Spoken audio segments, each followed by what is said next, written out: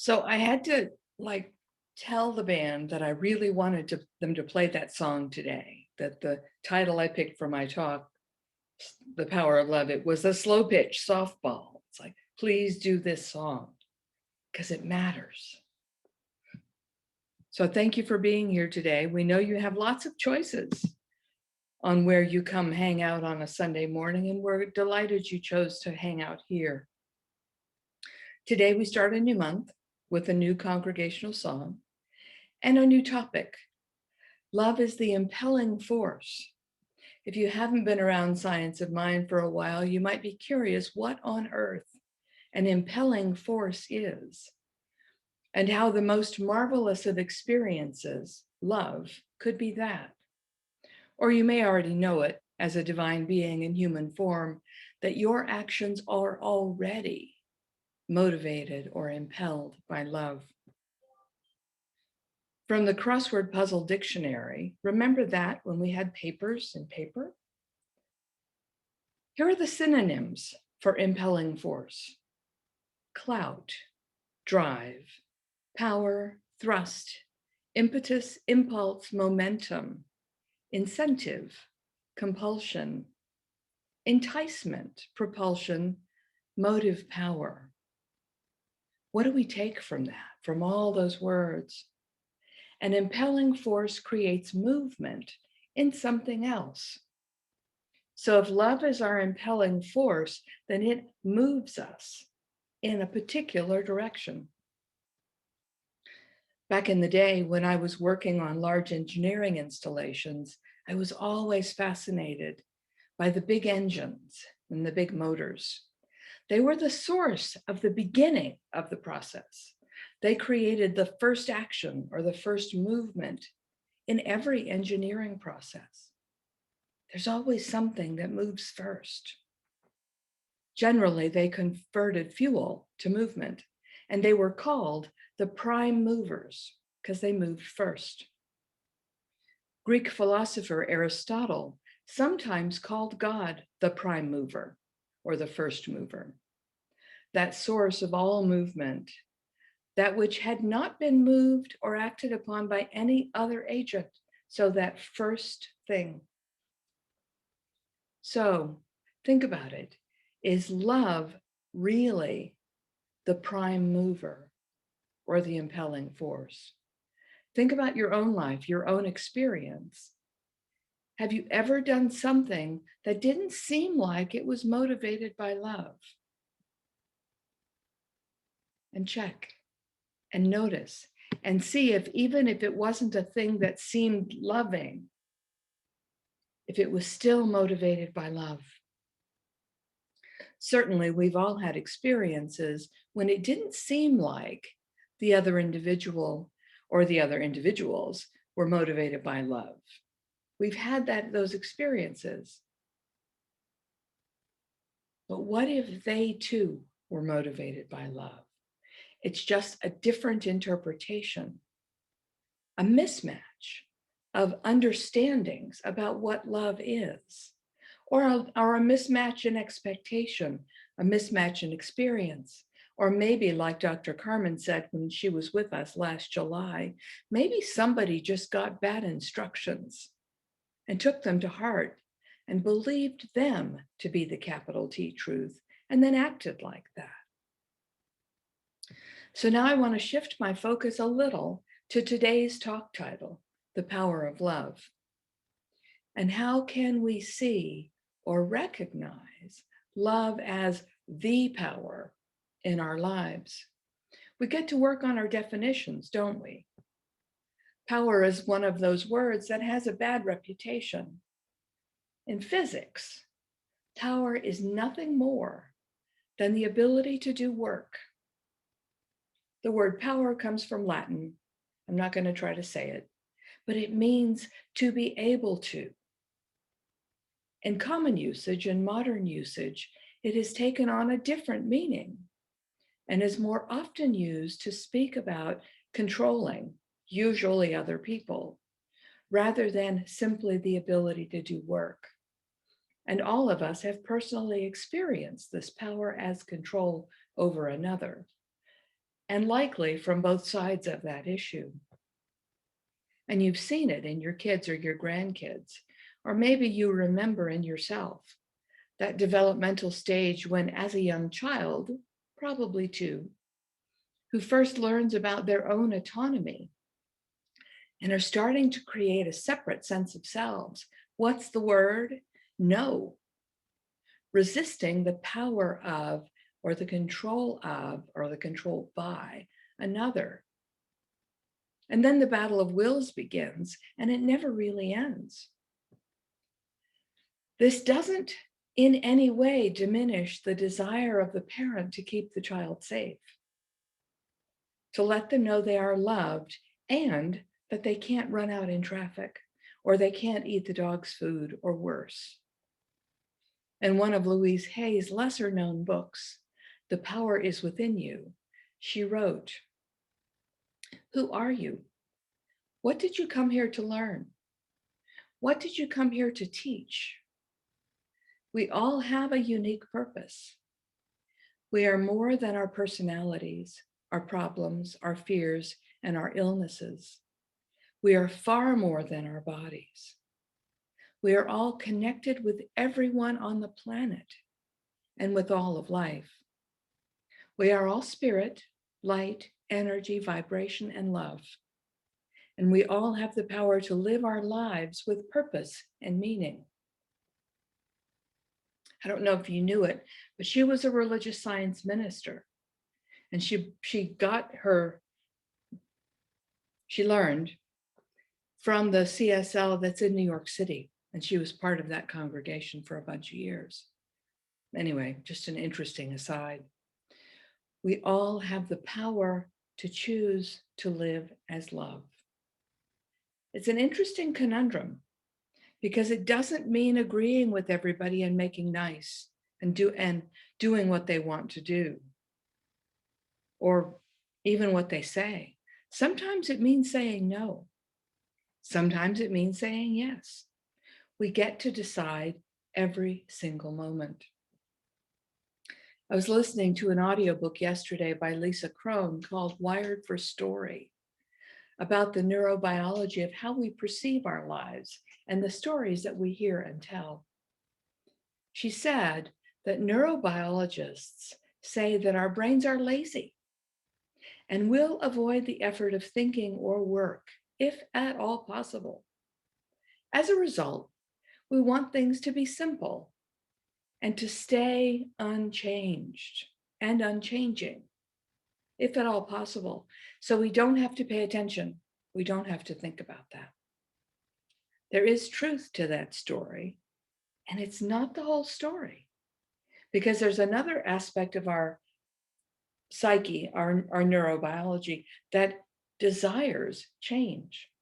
So we've got this contrasting activity going on in our minds. We want things to stay the same so we don't have to think about them, and we want them to change in the direction we want them to go. So in this month's Science of Mind magazine, there's a story written by Reverend Andriette Earle. She's a CSL minister with the center in Oakland, California. And she wrote about Harriet Tubman. I don't know if you know anything about her story, but it's pretty amazing. But Reverend Andriette described her own life story and Harriet Tubman's. And she wrote, "Each of us has something for which we too must break free. I know we can through faith, fortitude, focus, and a sense of inner freedom. We too can stand in the face of the impossible. When everything around you says, no, you won't, your divinity awakens you into the prodigal son or daughter moment, and you realize, yes, I am, and yes, I can." Harriet Tubman made at least 19 trips on the Underground Railroad, guiding more than 300 enslaved people to freedom. When she crossed the line into Pennsylvania for the first time, she is reported to have said, "When I found I had crossed the state line, I looked at my hands to see if I was the same person. There was such a glory over everything.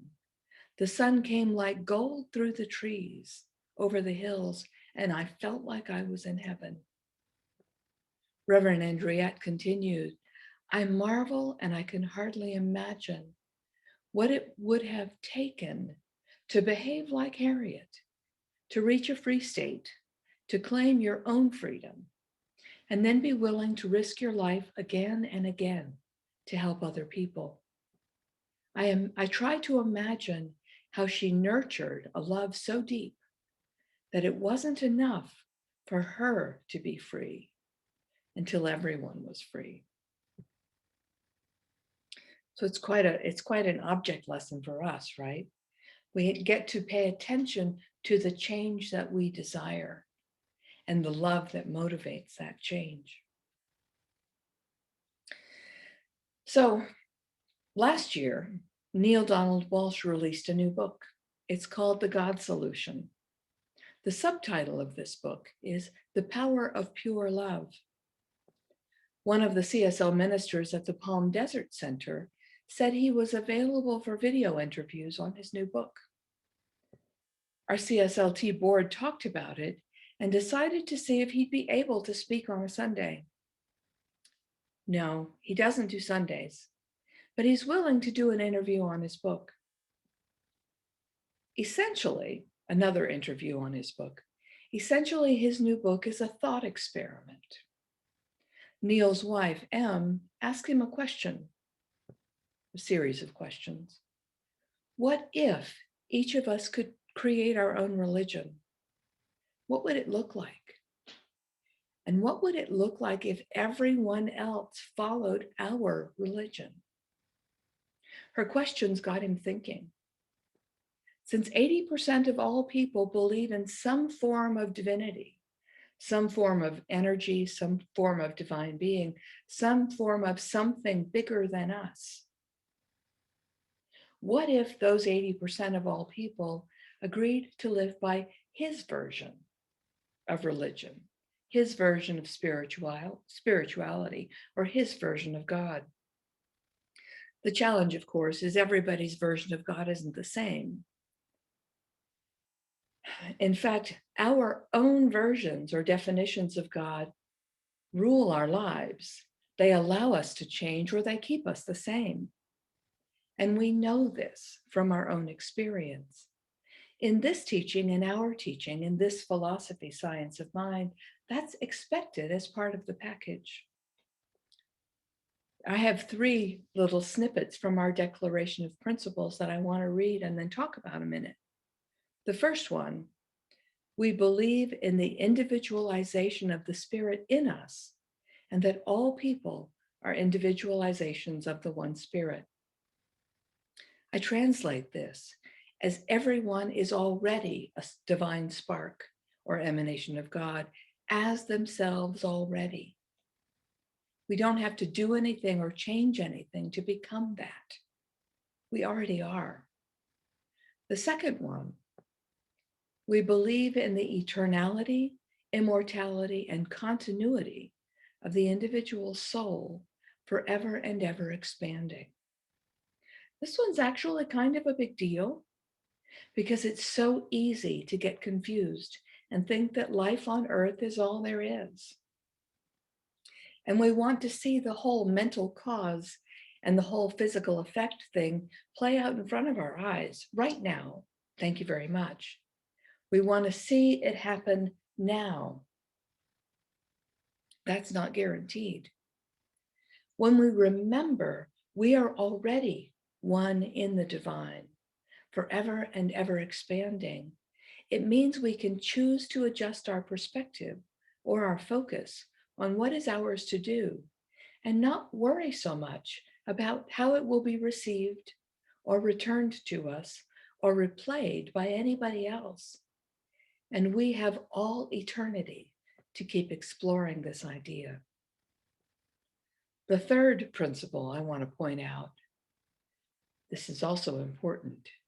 We believe the ultimate goal of life to be a complete freedom from all discord of every nature, and that this goal is sure to be attained by all, everyone, not just people that look like us or think like us or act like us. Everyone will experience complete freedom from all discord. The declaration, the principle, doesn't put a time limit on this.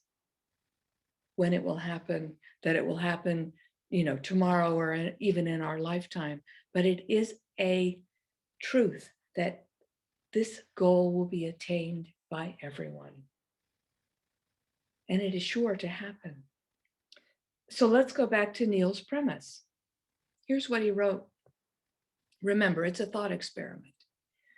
Everything on earth could change for the better virtually overnight if enough people were made aware of and allowed themselves to be open to and embraced a new definition of God, a self-conscious, self-aware, pure, and undifferentiated energy, which manifests as a feeling, pure love.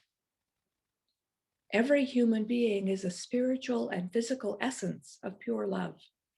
Each person expresses that energy and projects that energy into the world. The religion he imagined, based on the understandings he recorded in the 9 Conversations with God books that he wrote, looks a lot like our philosophy. That's a little freaky, and it's totally cool. But if you remember, there's only one mind, and each one of us accesses and uses it. And how we do that is up to us. So he has come up with something that looks an awful lot like our teaching. And it's a little unnerving, actually. And it's awesome because he's written this book and it's getting into the hands of more people. And so what could happen? What could happen if people woke up and realized they were already divine, that they were already expressions of a self-conscious, self-aware, creative, pure energy that they call God, or love, or peace, or joy, or presence, or harmony, or order, or beauty, whatever, right? And we each get to decide how to live like that, how to act like that, how to be that in form. So what does it mean for you to live, move, and have your being in the power of love, or better still, as the power of love? What has to change in your point of view or your way of engaging with other people to remember that you already act as love, regardless of how anybody else reacts or responds to you? We get to be love no matter what. That's power. So I want to close with a short meditation from Dr. Holmes from page 522 of The Science of Mind, and then a little piece from Rumi. First, from Dr. Holmes. Love dissolves all fear, casts out all doubt, sets the captive free. Love, like a river of life, flows through me, refreshes me with its eternal blessings. Love cannot be afraid. It is fearless and strong, and it is mighty in its works. It can accomplish all things through the inner light of that faith in all good, which fills my very being with a powerful presence. And this from Rumi, translated by Coleman Barks. These spiritual window shoppers who idly ask, how much is that? Oh, I'm just looking. They handle 100 items and put them all down. Shadows with no capital to invest. What is spent is love, and 2 eyes wet with weeping. But these walk into a shop, and their whole lives pass suddenly in the moment, in that shop. Where'd you go? Nowhere. What'd you have to eat? Not much. Even if you don't know what you want, buy something. Be part of the general exchange. Start a huge, foolish project like Noah. It makes absolutely no difference what people think of you. So here's the charge, right? Be the powerful expression of love as you. In this moment, today, this week, at every opportunity, whether you feel your love, divine love as you, reciprocated or not. It's not about the receiving, but the receiving always comes. Do this. Bless yourself and bless us all. Thank you. So now I want to roll straight into the prayer. So if you can grab a hold of this idea of divine love as you, and imagine how you can show up in the world. Do that while I speak the words.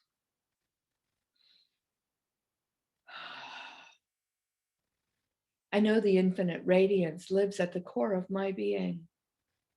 I know it lives at the core of everyone's being. I know each and all express their greatest understanding of love at every moment. And I know each and all is a radiant center of power, of love, of peace, of joy, of harmony. And I know at each moment, every single being has a power to experience more life and more love and more joy and more peace and more order and more creativity, because that lives already at the center of their being, and they're just letting it out. So I celebrate this awareness. I celebrate this practice. I celebrate this way of being and knowing and experiencing more love and bringing more love into the world, and knowing that by our actions, we are able to show we are love in form. We are able to share love in form. And as we do that, more love is experienced by all. So I take a breath and I rest in that. I relax into that great goodness. And I know the divine delights in expressing and experiencing life through each one. And I know that love embodied delights in lifting each one of us up. I feel so grateful to be part of this conversation today, to be part of this community, to be part of this shared experience. And I know love benefits the world. Letting these words be, I let them go, and so it is.